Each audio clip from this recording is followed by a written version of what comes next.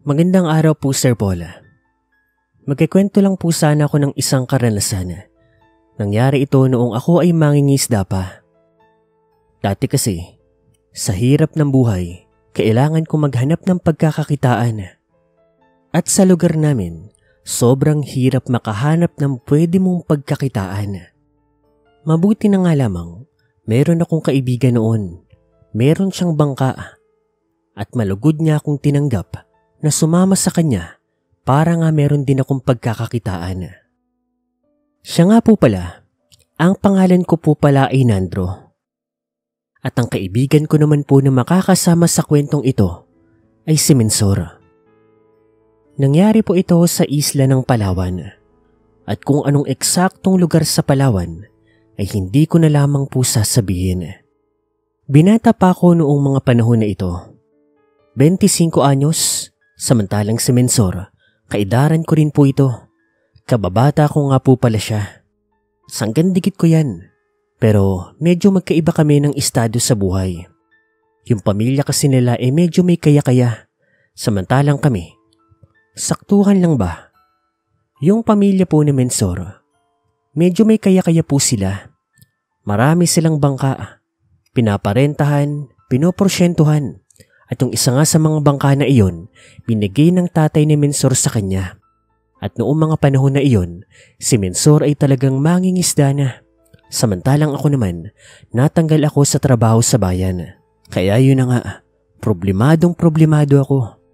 Pero buti na nga lamang, to the rescue ang best friend ko. Salamat talaga, Mensor. Ano ka ba? Wala yun. Tsaka bakit ka ba nagpapasalamat?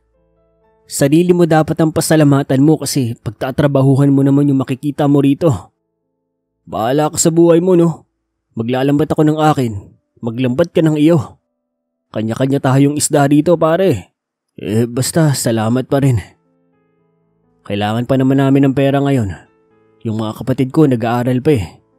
Yung tatay ko kasi kailangan na rin magpahinga. Ayoko na siyang magtrabaho pa dahil maedad na rin. Ganon din ang nanay.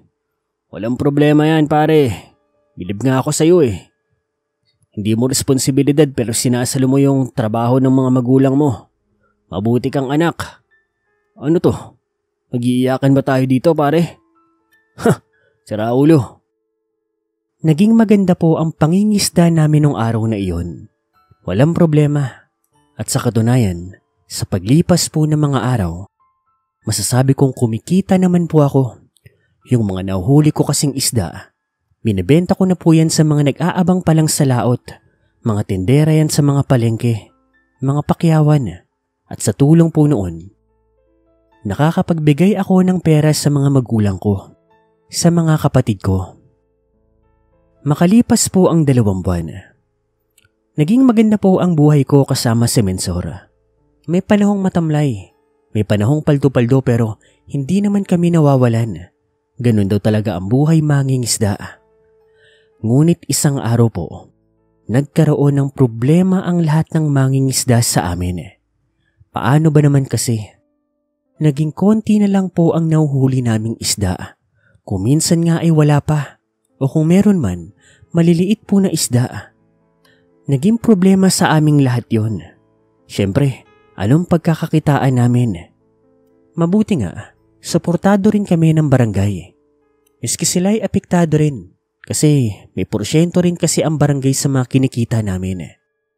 Nagkaroon ng pagpupulong. Hinanap kung anong problema.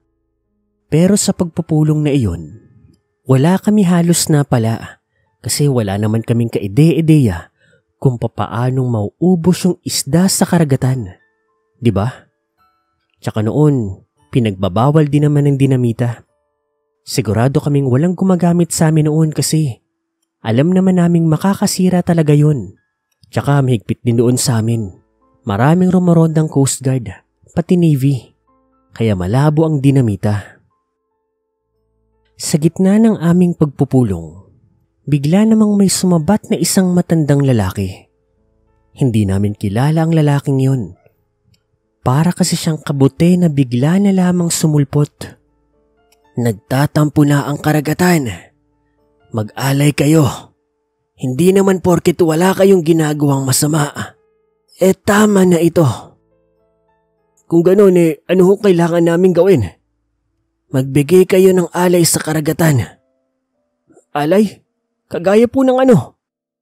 Bahala kayo kung ano ang gusto nyong gawin. Nasa sa inyo yan. Kung anong bukal sa inyong mga puso. Saan naman po namin ibibigay? Sa gitna ng karagatan siyempre. Pagsamasamahin yung inyong mga alay.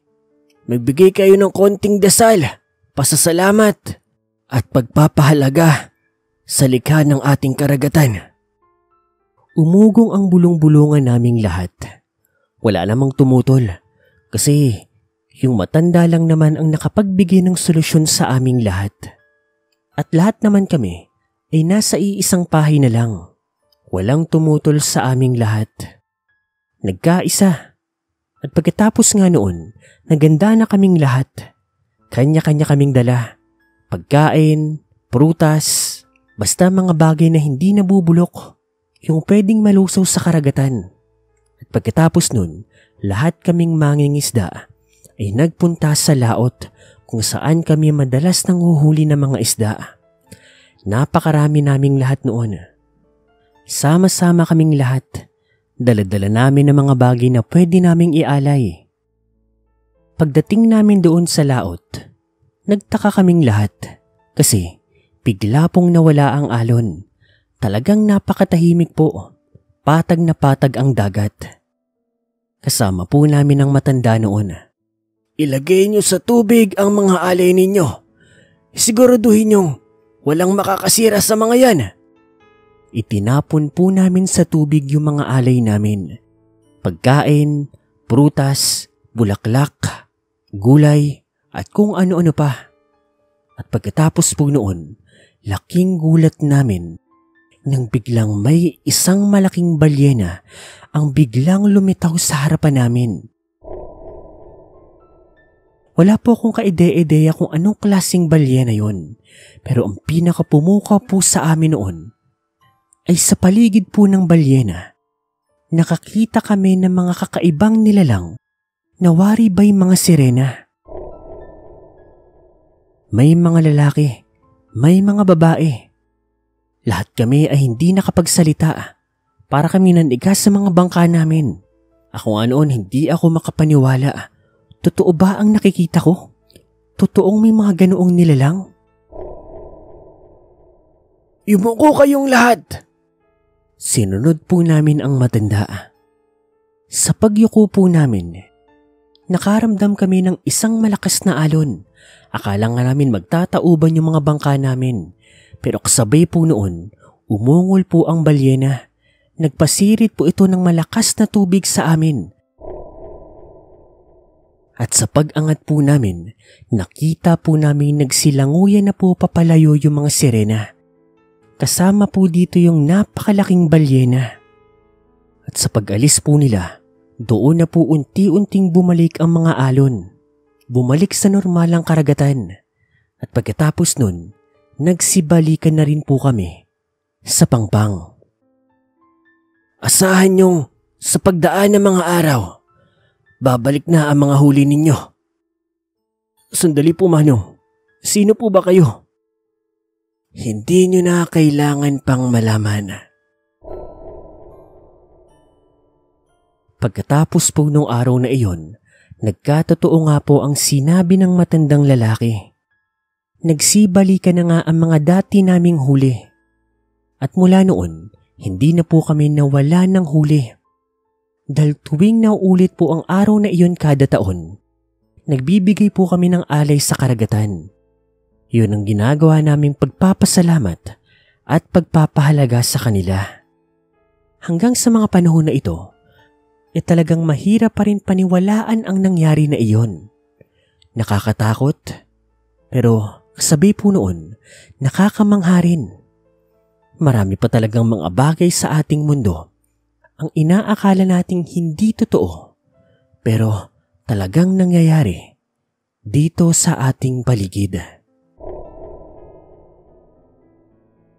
Dito ko na po tatapusin ang kwento na ito. Sana ho nagustuhan ninyo. Sana may napulot din kayong kaunting leksyon. Muli, ako po si Nandro. Nagpapasalamat sa inyong lahat.